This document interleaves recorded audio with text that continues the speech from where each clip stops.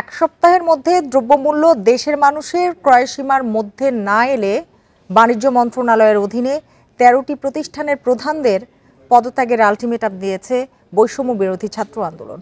রোববার রাজধানীর কারওয়ান বাজারে ভোক্তা অধিদপ্তরের কর্মকর্তাদের সাথে মত বিনিময় সভায় এই আলটিমেটাম দেন তারা। এ সময় বাজার নিয়ন্ত্রণে সরকারি সংস্থাকে সহায়তার আশ্বাসও দেয় ছাত্ররা। সভায় বৈষম্য বিরোধী ছাত্র আন্দোলনের অন্যতম সমন্বয়ক বিন ইয়ামিন মোল্লা জানান, বাজার নিয়ন্ত্রণে বাণিজ্য মন্ত্রণালয়ের বিভিন্ন সংস্থা ব্যর্থ হয়েছে।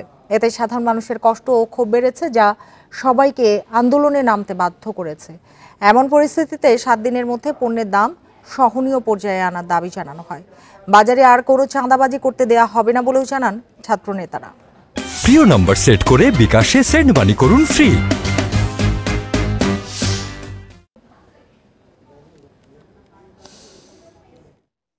যারা চাটুকার, দালালি এবং ভিনদেশি এজেন্ডা বাস্তবায়ন নিয়ে দেশে ছিল, আমরা মনে করি সেই জায়গাগুলোতে তাদের থাকার কোনো অধিকার নেই। আমরা বলবো যে আপনারা চলে যান। আপনারা যদি চলে না যান, অবশ্যই আমরা এটি প্রত্যাশা রাখি এবং আমরাই এটি করব।